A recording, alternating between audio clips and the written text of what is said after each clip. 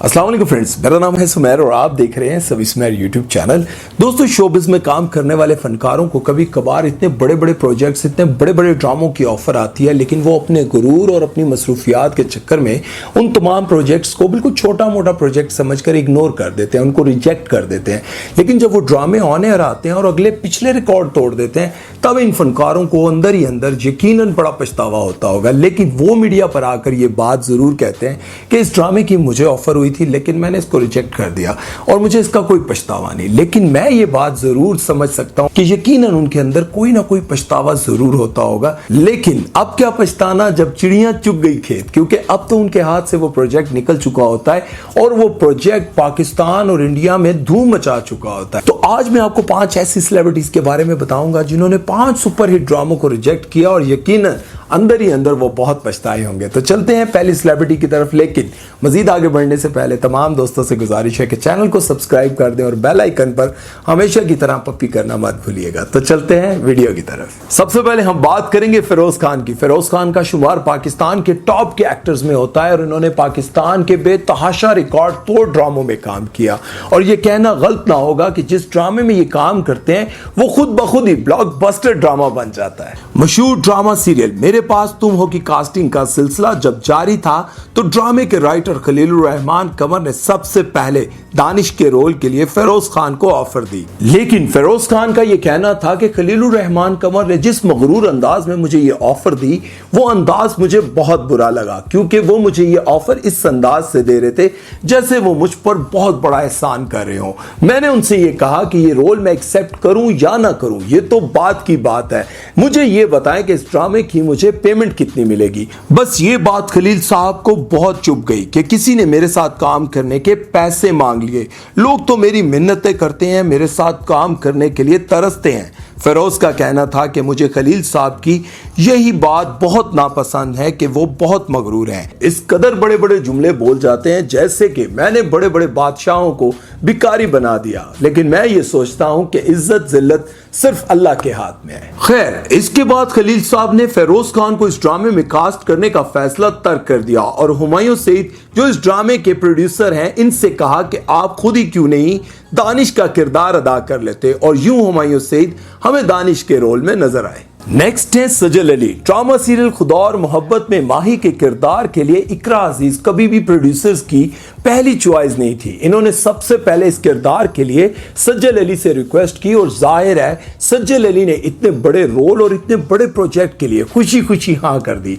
लेकिन जब इनको पता चला कि मेरे साथ हीरो फिरोज खान है तो इन्होंने पहली ही फुर्सत में इनकार कर दिया। इसकी वजह फिरोज खान और सज्जल अली की हिस्ट्री है। आप सब तो जानते हैं कि सज्जल अली और फिरोज खान एक दूसरे को बहुत पसंद करते थे और कई साल तक एक दूसरे को डेट करते रहे, बल्कि ये तो शादी भी करने वाले थे। लेकिन फिर अचानक इन दोनों के बीच तल्खियां आ गईं और इनका ब्रेकअप हो गया। इसके बाद दोनों एक दूसरे के साथ कभी नजर नहीं आए और ना ही एक दूसरे का कभी जिक्र किया।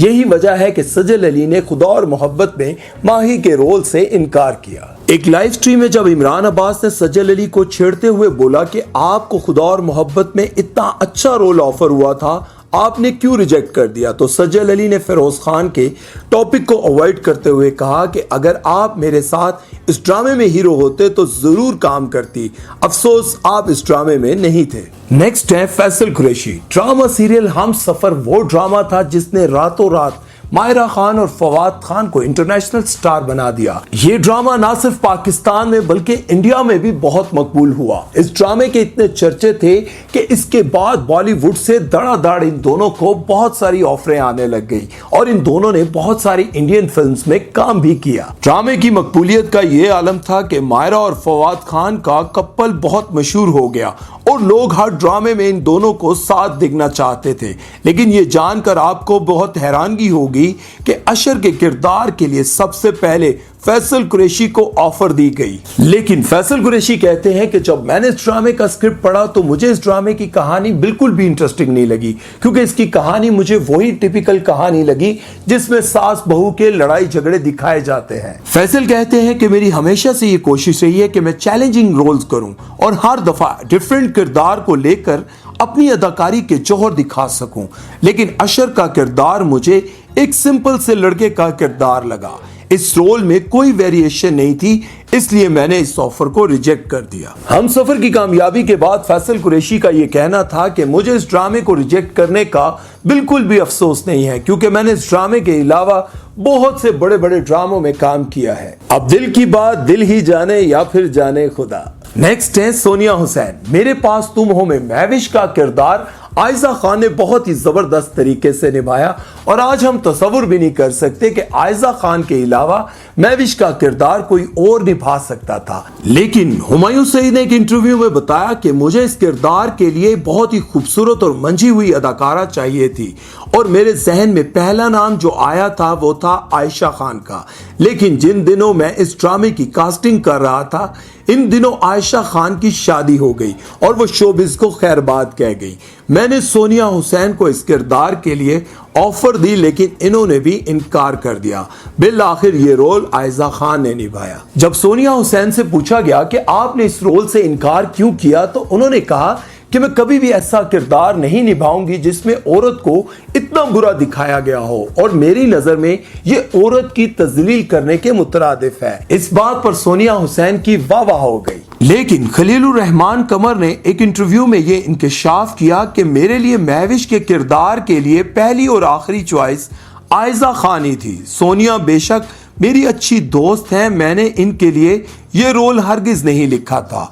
वो तो हुमायूं सईद ने मुझसे पूछे बगैर इनको ऑफर दे दी थी, लेकिन अच्छा ही हुआ कि इन्होंने इनकार कर दिया। और खलील साहब ने यह भी कहा कि एक इवेंट में जब मैंने सोनिया से यह पूछा कि क्या तुम एक औरत को वाकई ही नेगेटिव नहीं दिखा सकती, इसलिए तुमने इस रोल से इनकार किया, उस वक्त सोनिया ने यह जवाब दिया कि मैं ये नहीं जानती थी कि ये ड्रामा इतना सुपरहिट हो जाएगा और मेरे साथ हीरो भी हुमायूं सईद है।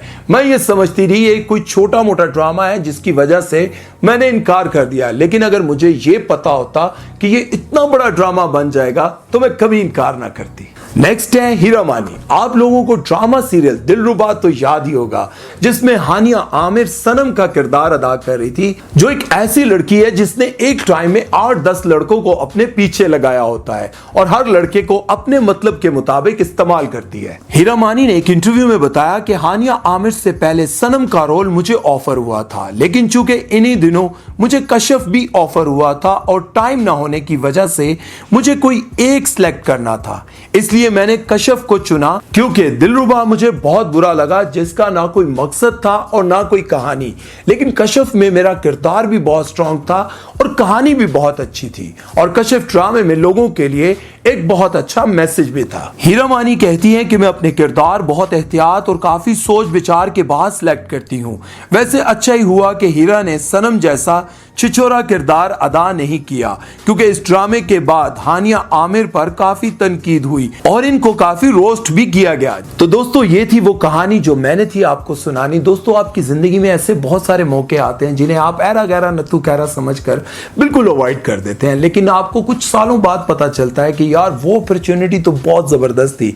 उस वक्त आपको पता चलता है जब आपका कोई दोस्त, आपका अजीज, आपका कोई रिश्तेदार जब उस अपॉर्चुनिटी को अपनाते हुए एक नाम बना लेता है, जब माशरे में उसका कोई नाम बन जाता है और वो मशहूर हो जाता है, तब आप सोचते हैं कि काश मैं अपने गुरूर और अपने तकब्बुर से हटकर ये सोचता और इस बात पर गौर करता कि क्या इस अपॉर्चुनिटी से मुझे क्या हासिल हो सकता है। आपकी जिंदगी में बहुत सारे ऐसे मौके आते हैं जब आप अपने गुरूर या फिर इस चीज को सोचते हुए कि यार अगर मैंने इसकी तरफ तवज्जो दी तो मेरा ये काम डिस्टर्ब हो जाएगा, लेकिन वो अपॉर्चुनिटी कुछ कभी कभार ऐसी होती है जो आपको कहां से कहां ले जाती है। दोस्तों जिंदगी में याद रखें कि कुएं के मेंढक बनकर ना रहें। जो रिस्क नहीं लेता वो रिस्क नहीं कमा सकता।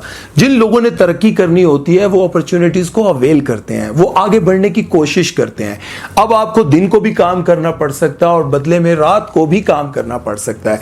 याद रखें जो रिस्क आपको अल्लाह पाक ने आपके नसीब में लिख दिया है वो आपको मिलना ही मिलना है। लेकिन अगर इस दुनिया में नाम बनाना चाहते हैं ना, तो जो आपको चांस मिलते हैं उनको अवेल किया करें, उनको खेला करें। जब इंसान विकेट पर जाएगा ही नहीं ये सोचकर कि बॉलर बहुत तेज है या मैं आउट हो जाऊंगा या फिर मुझे बॉल लग जाएगा, तो कैसे प्लेयर बनेगा, कैसे वो छक्का मारेगा, कैसे वो चौका मारेगा।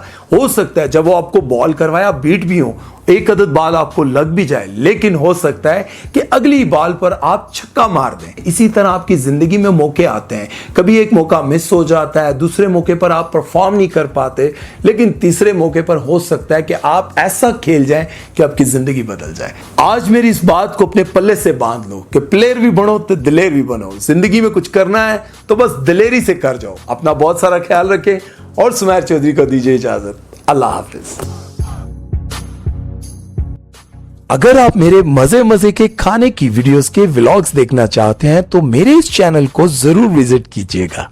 लिंक ये ऊपर आपको शो हो रहा है।